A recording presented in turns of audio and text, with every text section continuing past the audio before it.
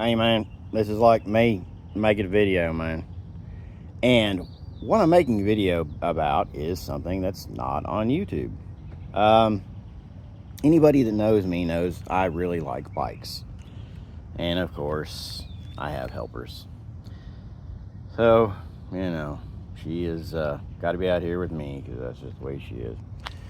I have ridden bikes forever. In fact, this bike is probably about 20 some years old, easy.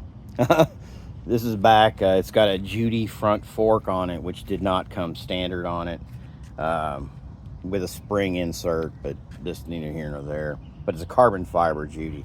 That was state of the art at one point. Now they're very inexpensive. Hyperlight bars, ODI grips. ODI grips I just put on there. And of course it has clipless pedals and XT group and all that type of stuff. And then we've got the Gary Fisher over here, which is used to be part of Trek. And of course I put just some Chester flat pedals on it, and then put a double bend bars on it. And they're Easton monkey bars, this, there, the other. So this is like this, there, the other. What I'm waiting for this bike right now is just for, to plug that hole, man. You gotta plug that hole, man. It's cookie cutter, man, if not, man. So anyway, so we updated that bike. We changed this bike a little bit. Both these bikes had bar ends on them over the weekend. And then, of course, they've got the new thing, the Ozark Trail G.1 bike that everyone's talking about right now. And it's a good bike. And what I've done to it is easy. I just put the Chester pedals on it.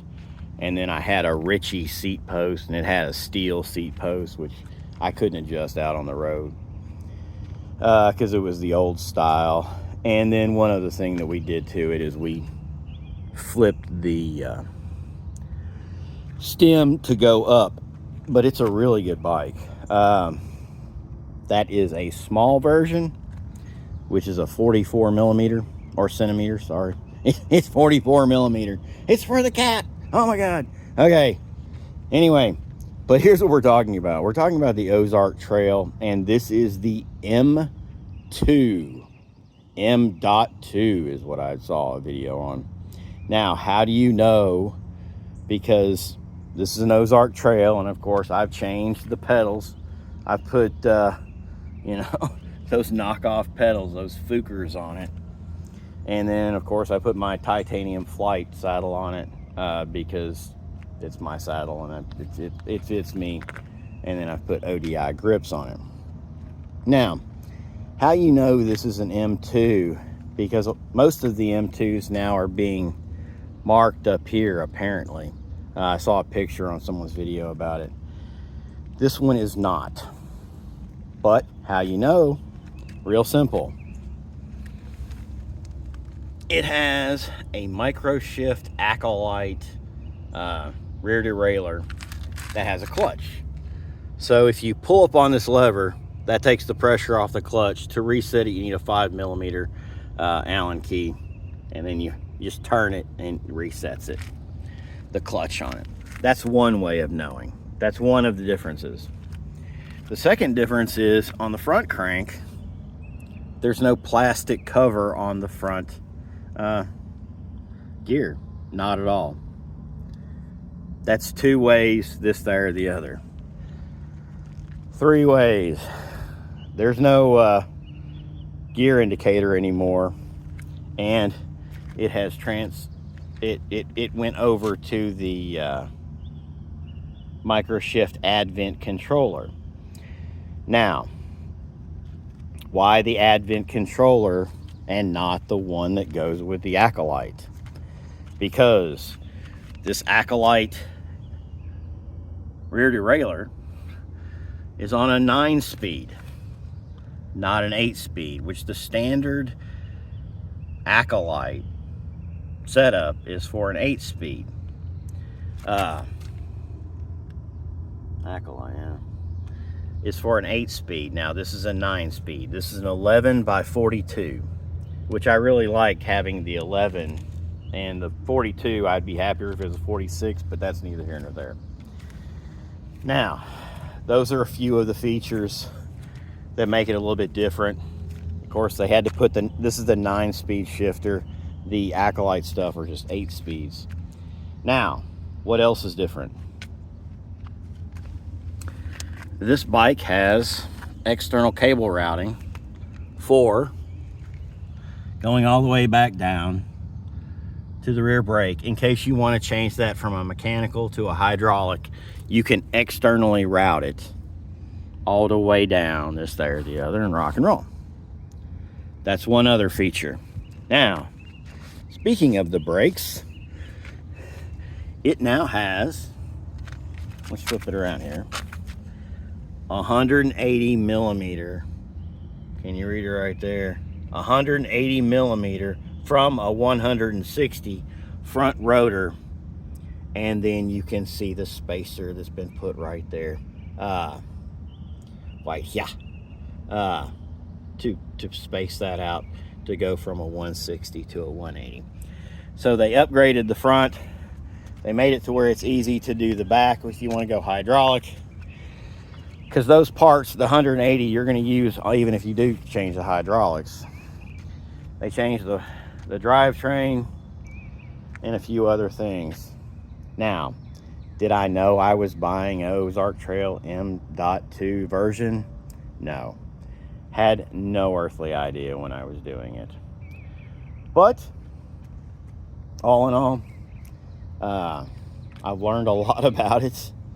One thing I've learned is, if you use that rear derailleur, carry a 5 millimeter to reset that, because if you just take the pressure off that, which pull that up, that just unlocks it.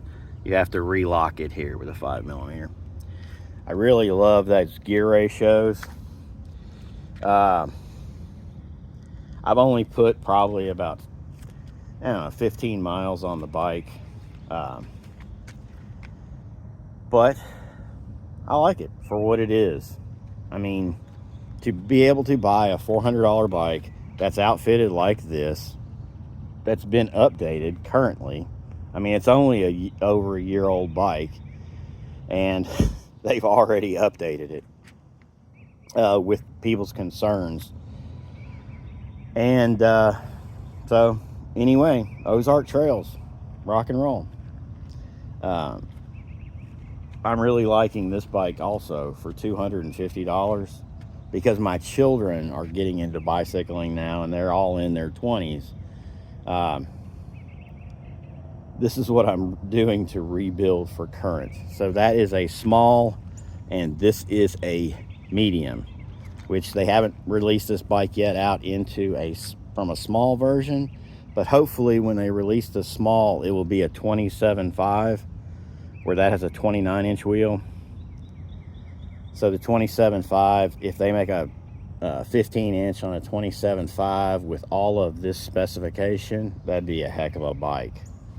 First bike for somebody, you know, smaller stature. This bike is fine for me, but if you look, I'm used to riding this bike, where if you measure it the way they measure, you know, bikes now, that's a 20-inch, going from the center of the crank up to the top of the seat tube, where the clamp is. Now, anyway, so I'm trying to figure out where to do with the channel. Everything's kind of working out. I've just gotten off of a bunch of stuff, and kind of got back, and been working it out. Can't wait till those bar ends come off there. It's hilarious the way in which, you know, we used to ride these narrow bars like this, because those are hyper light. They're 23 inches, and then now that bike has 30-inch. Yeah, everybody's outside with me right now. Okay, so that bike has 30-inch handlebars, and we used to cut handlebars down.